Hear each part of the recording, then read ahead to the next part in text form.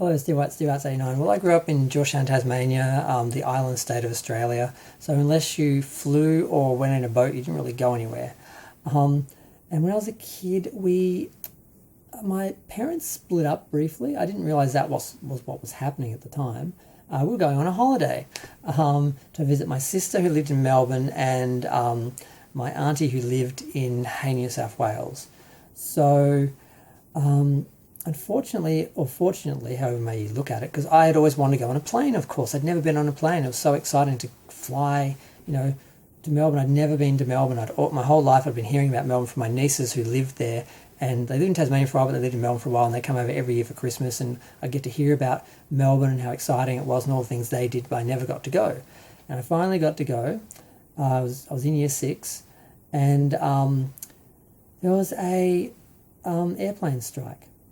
So in order to get people in and out of the state, because they kind of had to, the army was called in. So we had to get in the back of a Hurcules. Now, at the time, I was very disappointed. I wanted to be in a plane. I wanted to sit in a plane and look out the little window and have them bring food that you get to eat, the little meals and all the things I'd seen in the movies and everything. Instead, we're strapped into the center of this. It's just this giant metal. The whole inside of this thing is just a big hollow thing that you can put stuff in, and there's just these things in the middle, and you just sort of were sitting down in rows. And you're just sort of strapped in with seatbelts, and there's people across from you, and you're in the centre. I think there was like 4 rows of people, and that's how we travelled. Just like the army guys when they go on missions, And as much as I hated it then, it's amazing now because who gets to travel in the back of a Hercules? Not many people get to do that. So that is now cool in retrospect.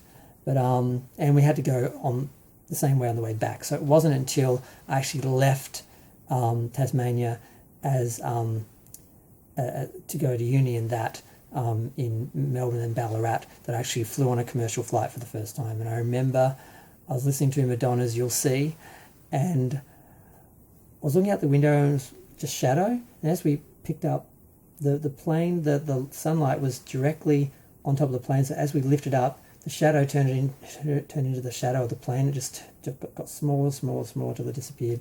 And I'll never forget my first flight on a plane, but yeah, on a commercial plane. But the first flight was actually an army plane.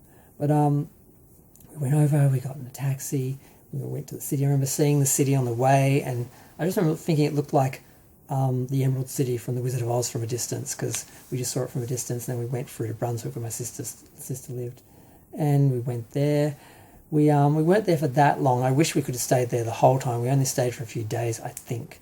We went into the city with my nieces. We caught the tram in because there was a tram right near there, and it went down Burke Street. And I remember going past McDonald's. I'd never had McDonald's as a kid. I'd always watched ads and seen movies, and people always talked about McDonald's. I'd never been. I'd always wanted to go.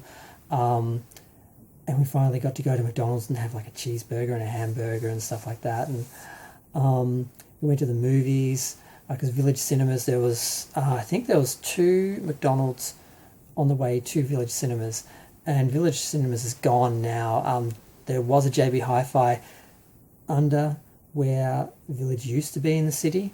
But yeah, it's kind of sad that's gone. I got photos of it, and that it was this big old sort of, not as old as the old sort of traditional theatres, but it had this big lobby, and you'd walk in this big lobby and there'd be all the box office on the side. There's this giant set of stairs.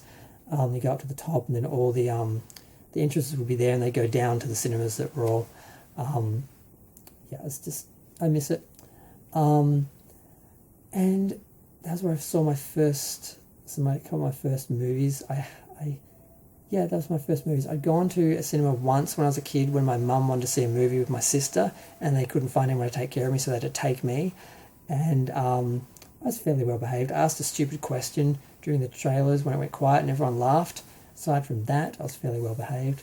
But it was the first time we went to the movies. I saw a horror movie. I hid behind the seats because I was scared. My sister and my nieces thought I was a joke because I was scared. They weren't, because they were 4 years older. And yeah, that was just mainly my memory of that, was just how exciting it was to go in and see. I nearly got hit by a tram because we were in Burke Street Mall, and I didn't know the tram went through the mall. I assumed it would stop where the road stopped, and I was standing right in the middle of the track, and I got this ding, ding, ding, and I'm like, they had to pull me because basically I was standing in front of the tram. And I found this little collectible shop. I didn't get to go in though. I could just see through the windows they had toys in there, but I didn't get to go in.